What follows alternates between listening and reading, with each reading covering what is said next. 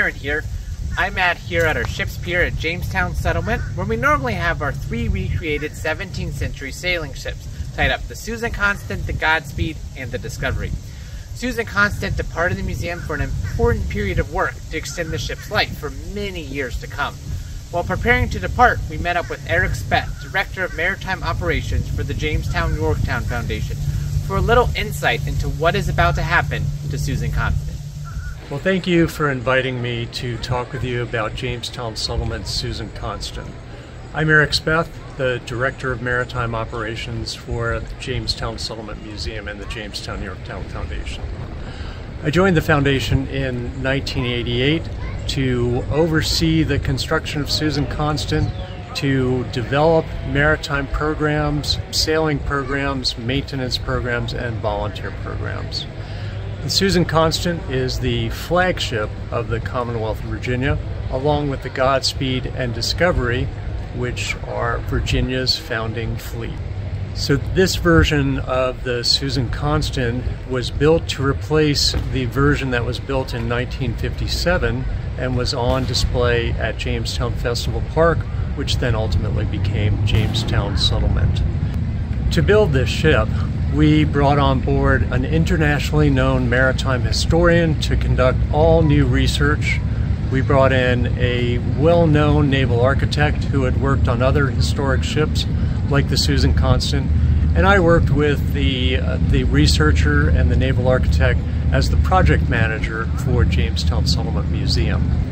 We worked together to ensure that Susan Constant would be the most accurate version of an early 17th century ship based on the most recent scholarship that could be found and be available. That information was all put together into working design and working drawings that we used to build the ship right here at Jamestown Settlement Museum. When Susan Constant was built at Jamestown Settlement, as I mentioned, we set up a shipyard here, and we had an interpretive area that was within about 40 feet of the construction of the ship. We still today have many visitors that come back and say, "I saw that ship under construction," and what a great connection that they have to Susan Constant. During the construction of the ship, we used the same techniques and the same procedures that were used in the 17th century to build a ship like Susan Constant. So we started by laying the keel, and then we installed the stem and the stern post, some of the frames or ribs of the ship, and then to that were attached the hull planking and the wales and the rails and the decking. So as the visitors saw Susan Constant rising up from the ground and from the keel, they saw something that hadn't happened before in this area for probably 400 years. After about 15 months of construction, the ship was ready for sea trials. We sailed down the James River out into the lower Chesapeake Bay.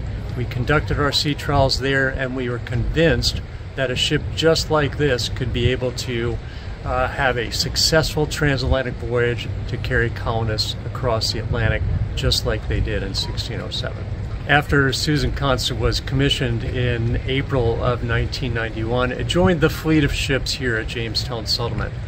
And over the last 33 years, more than 18 million people have come aboard Susan Constant here at Jamestown Settlement. The ship has also sailed to various ports around Virginia on outreach education programs.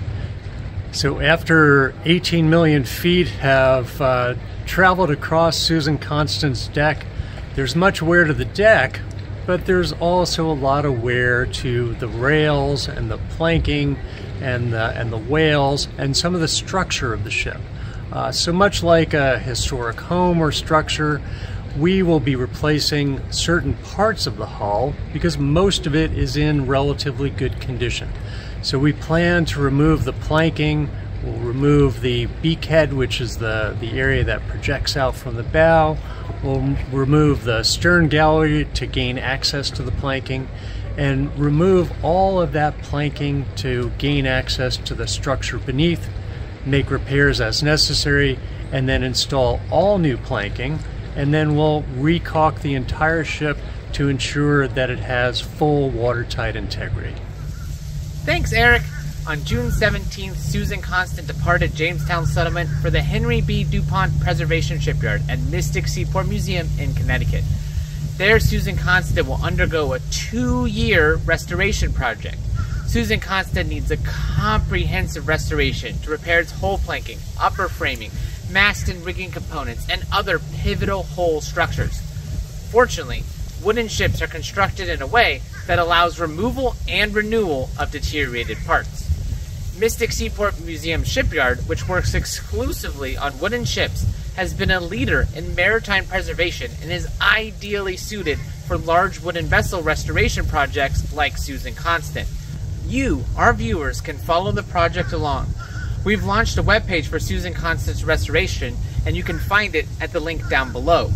Subscribe to our YouTube channel and follow our other social media on Facebook, Instagram, and Twitter, and also follow Mystic Seaport Museum on Facebook, Twitter, Instagram, and YouTube, or their website at mysticseaport.org.